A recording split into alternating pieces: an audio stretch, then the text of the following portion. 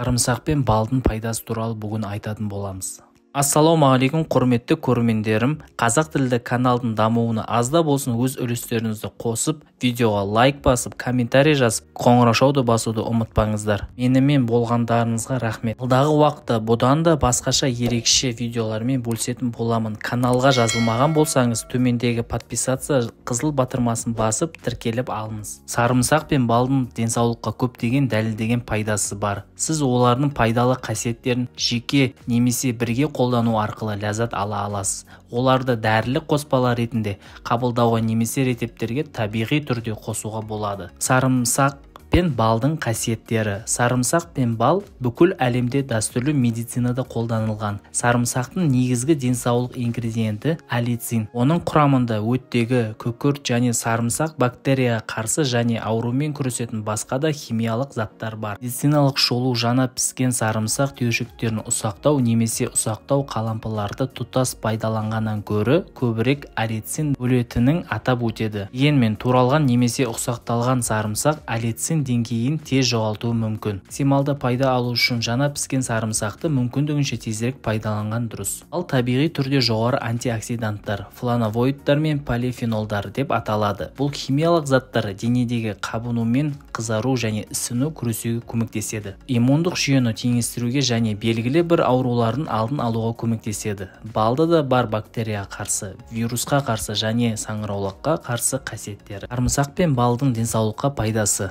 Медициналық зерттеулер сарымсақ пен балдың жеке және біріктірілген денсаулыққа пайдасын зерттеді. Бір зерттеулер жүздеген жылдар бойы қолданылған үйдегі дәрі-дәрмектерге негізделген. Дәстүрлі Эфиопияда медицина жергілікті балдың түрі тыныс алу проблемаларын, тері инфекцияларын және тіпті диареяны емдеу үшін қолданылады. Сарымсақ дәстүрлі түрде суық тию мен жөтелді емдеу үшін қолданылады. Ол сондай-ақ иммундық жүйені нығайтып және астма белгілерін жеңілдетеді. Тараптардың дәстүрлі медицинасы сарымсақты жүрек ауруын, жоғары қан қысымының, артритис ауруын, іш қатуды және инфекцияларды емдеуге кеңес берді. Антибактериалды зертхана оқу сарымсақ пен тазма балы деп аталатын балдың кейбір бактерияларының өсуін тоқтата алатын анықтады. Зерттеу әрбір тағамды бөлек және қоспа ретінде сынады. Зерттеушілер сарымсақ пен балдың екеуі де сыналған кезде бактерияларды өлтіре алатын анықтады. Сарымсақ пен балдың комбинациясы одан да жақсы нәтиже берді. Сарымсақ пен балдың комбинациясы ауру мен инфекцияларды, соның ішінде пневмонияны және тағамдық улануды тудыратын бактериялардың өсуін баяулатады және тоқтатады. Бір зертханалық зерттеу сарымсақ шырыны мен бал комбинациясы антибиотикалық препараттармен емдеуге болмайтын бактериялық инфекциялардың түрлерін тоқтата алатын көрсетті. Бал мен сарымсақ адам ағзасындағы бактериялық инфекцияларға бірдей әсер ететін анықтау үшін қосымша зерттеулер қажет. Вирусқа қарсы. Балдың кейбір түрлері де күшті вирусқа қарсы қасиеттерге ие. Суық тиюді, тұмауды және вирустар тудыратын басқа ауруларды емдеуге немесе алдын алуға көмектеседі. Зертханалық зерттеу манука балымының тұмау вирусының өсуін тоқтата алатын көрсетті.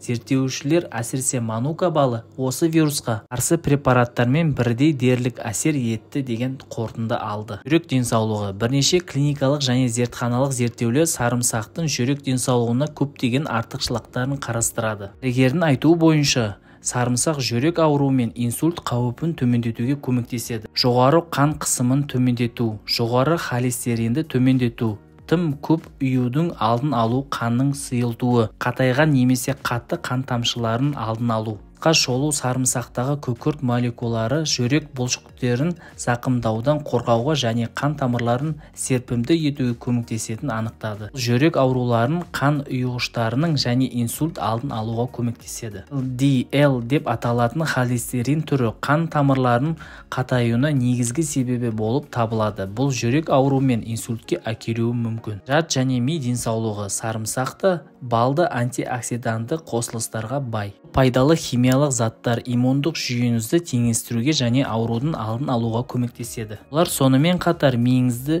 деминация және Альцгеймер сияқты кең таралған аурулардан қорғауы мүмкін. Сарымсақтың осы жасқа байланысты аурулардың алдын алу немесе баялату туралы көбірек зерттеулер қажет. Зерттеулер сарымсақ құрамында киол қышқылы деп аталатын антиоксиданты көп мөлшері бар екенін атап өтті. Бұл күшті антиоксидант миды қартаю және ауру салдарын зақымдауынан қорғауға көмектеседі. Бұл кейбір адамдарда еске сақтауды, шоғырлануды және зейінді жақсартуға көмектесуі мүмкін. Сарымсақ пен балды қалай қолдануға болады? Сарымсақ пен балдың денсаулыққа көптеген артықшылықтарын олармен бірге пісіру немесе тағамды қоспалар ретінде қабылдау арқылы ләззат ала аласыз. Ана ұнталған немесе туралған сарымсақ денсаулыққа ең көп пайда әкеледі. Сарымсақ майының денсаулыққа қатысты қасиеттері аз, бірақ оны әлі де тағамға дәм қосу үшін пайдалануға болады. Сарымсақ қоспаларында да әдетте сарымсақ ұнтағы бар. Жаңа сарымсақ немесе қоспалар үшін ұсынылатын доза жоқ. Бір клиникалық оқиды 150-ден 2400 мг дейін сарымсақ ұнтағын күнделікті дозасына денсаулыққа пайдалы әсер алуға болатынын көрсетіңіз. Шикі және таза балды жөтелге, суық тиюге, тамақ ауруына табиғи ем ретінде қолдануға болады. Майо клиникасы жөтелге қарсы цитрустық балды, эвкалипт балын және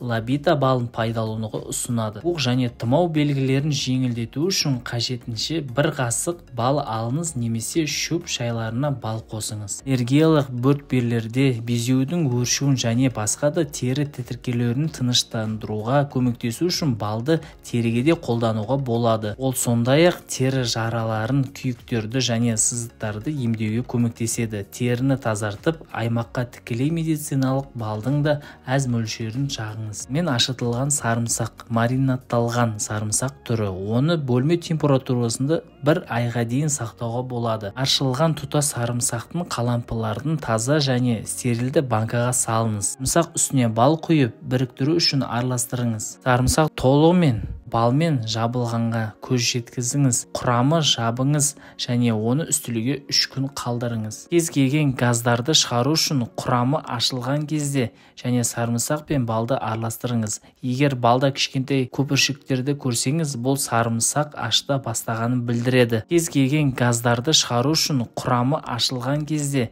және сарымсақ пен балды араластырыңыз. Егер балда кішкентай көпіршіктерді көрсеңіз, бұл сарымсақ ашыта бастағанын білдіреді. Сарымсақ қоспаларын қабылдау немесе үлкен дозада сарымсақты жеу қаныңызды сұйылту және қан кету қаупін артыру мүмкін. Осы себепті сарымсақ қаныңызды сұйытылған дәрілермен теріс әрекеттесу тудыру мүмкін. Оларға мыналарды жатады. Балдың өзара әрекеттесуі. Балды тұтыну қант диабетімен ауыратын адамдарға қандағы қант деңгейін жоғарылатуы мүмкін. Диеталық режимге бал қоспас бұрын дәрігерлермен немесе диетологпен сөйлесіңіз. Балдың басқа препараттармен әрекеттесуі белгілі емес, бірақ ол кейбір адамдарда аллергиялық реакциялармен тудыру мүмкін. Қара тозаңына аллергияңыз болса, бал жеу сіз үшін қауіпсіз екенін дәрігерден сұраңыз. Балда сондай-ақ реакцияларды тудыру мүмкін басқа тозаң түрлері болуы мүмкін. Ырылдар, жөтел, бетінің немесе тамақтың ісінуі, бас айналу, жүрек айнуы, құсу, әлсіздік, естен тану, терлеу, тері реакциялары, тұрақты емес жүрек ырғағы. Сарымсақ пен балдың нақты дозалары мен пайдасы білу үшін қосымша зерттеулер қажет. Дегенмен сіз сарымсақ пен балдың тағамдық және емдік қасиеттерін күнделікті тағам дайындауына пайдалана отырып пайда ала аласыз. Сіздермен бірге сау ағза арнасы. Егер сіз осы видеоны көріп отырсаңыз, арнаға тіркеліп, қолдау білдіріп, лайк басып, қоңыраушаны баса кетіңіз. Сіздің болмашы ғана оп-оңай әрекетіңіз бізді шабыттандырады.